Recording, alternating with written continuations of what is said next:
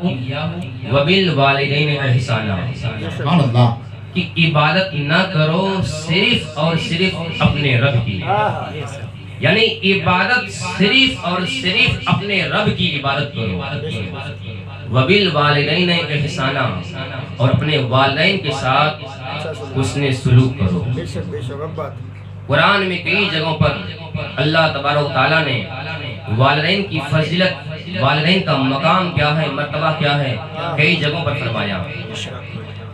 اور حضور صلی اللہ تعالیٰ علیہ وسلم کی حدیث پاک ہے کہ ایک صحابی رسول آیا حضور کی بارگاہ میں، کہا یا رسول اللہ صلی اللہ تعالیٰ علیہ وسلم، آپ مجھے اجازت دیجئے کہ میں میدان جنگ میں جا کر دشمنوں کی تلواروں سے اپنی گردن کو اللہ کی رضا کی خاطر کٹوا دوں تاکہ مجھے شہادت کا مرتبہ نصیب ہو جائے۔ شہادت کا مرتبہ پانے کے لیے بہت کچھ کھونا پڑتا ہے، جنگ کرنی پڑتی ہے، اللہ کی رضا کی خاطر، مصطفیٰ کی رضا کی خاطر دشمنوں کی تلواروں سے اپنے سر کو کٹانا پڑتا ہے، تب جا کر اللہ تعالیٰ اس کو شہادت کا مقام عطا فرماتا ہے۔ جو وہ صحابی رسول اجازت مانگنے کے لیے آیا تو حضور نے یہ فرمایا، اے میرے صحابی، اے میرے جانثار، مجھے یہ بتاؤ کیا تمہاری ماں اپنے گھر میں موجود ہے؟ مجھے یہ بتاؤ کیا تمہاری ماں زندہ ہے یا نہیں؟ وہ صحابی کہتے ہیں یا رسول اللہ میری ماں زندہ ہے، میری ماں حیات ہے، ابھی دنیا میں ہے وہ۔ تو حضور فرماتے ہیں جنگ میں جانے کی ضرورت نہیں، اپنی ماں کی خدمت کرو، ماں کی خدمت کرنا جہاد سے افضل ہے۔ ماں کی خدمت کرنا جہاد سے افضل ہے، یہ مقام ہے۔ اللہ تعالیٰ نے ماں کا مقام عطا فرما دیا ہے کہ اگر ماں کی خدمت کیا جائے تو اللہ تعالیٰ اس کو جہاد کا ثواب عطا فرماتا ہے۔ اور حضور صلی اللہ تعالیٰ علیہ وسلم فرماتے ہیں کہ جو محبت کی نظر سے، صرف محبت کی نظر سے، خدمت تو دور کی بات، سیوا کرنا تو دور کی بات، صرف محبت کی نظر سے جو بندہ اپنی ماں کا چہرہ دیکھتا ہے اللہ تعالیٰ اس کو ایک حج کا ثواب عطا فرماتا ہے۔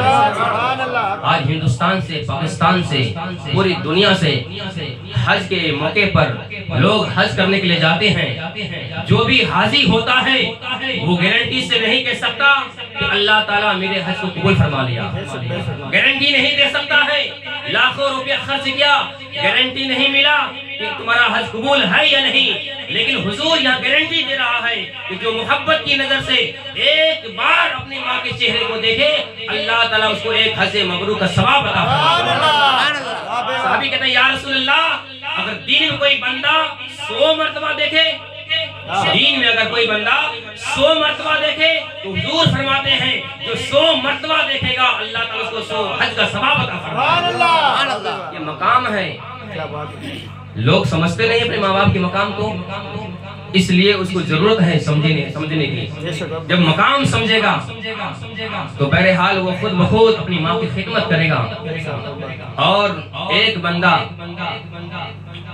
خانہ کعبہ کا 7 بار طواف کرایا تھا اپنی ماں کو کاندھے پر اٹھا کر۔ وہ خانہ کعبہ میں دیکھا ہوں، گرمی کی دنوں میں اتنی تپش تو ہوتی ہے، پیر رکھا نہیں جاتا، اتنی گرمی ہوتی ہے۔ اور بتایا گیا ہے اس وقت اتنی گرمی تھی کہ اگر زمین پر گوشت کو رکھا جائے گوشت کباب بن جائے، اتنی گرمی تھی۔ ایسے عالم میں وہ بندہ اپنی ماں کو کاندھے پر اٹھا کر 7 بار طواف کرایا تھا۔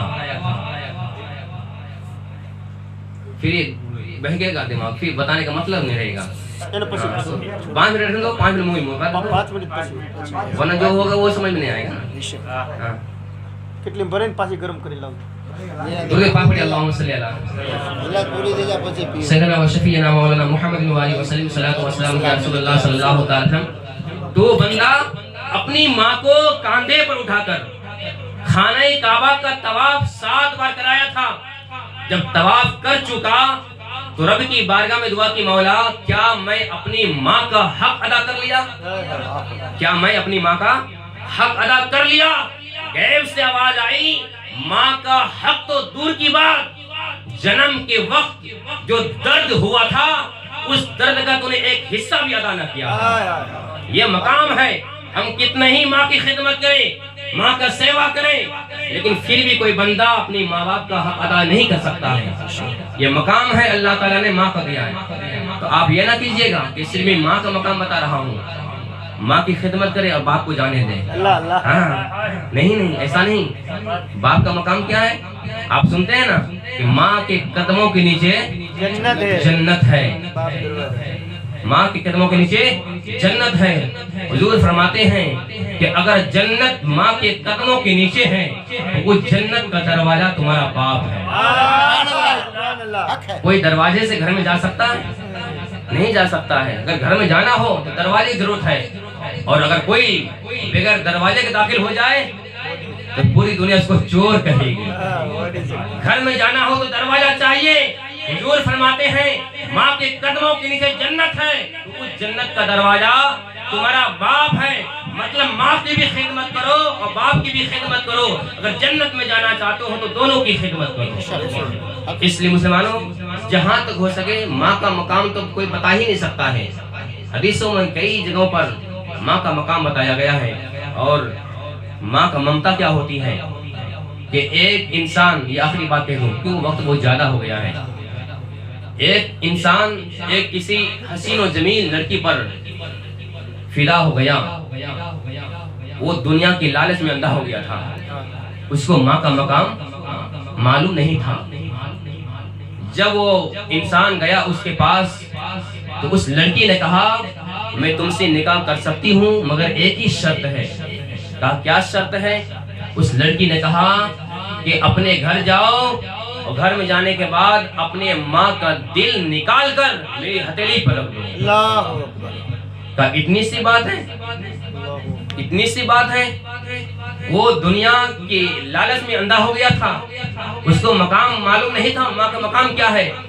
گھر گیا اور گھر جانے کے بعد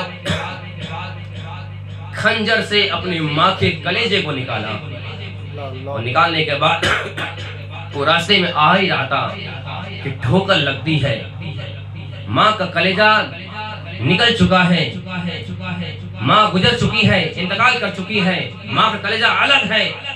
جب وہ آ رہا تھا تو ایک ٹھوکر لگا، ٹھوکر لگنا تھا کہ وہ ماں کا کلیجہ زمین پر گر پڑا۔ کلیجے میں سے آواز آئی بیٹا کہیں تجھے چوٹ تو نہ لگی، بیٹا کہیں تجھے چوٹ تو نہ لگی۔ یہ ماں کا ممتا تو دیکھو بھائی، ماں کا کلیجہ نکل گیا ہے پھر بھی اپنے بیٹے سے کتنی محبت کرتی ہے کہ کہتے بیٹا کہیں تجھے چوٹ نہ لگی۔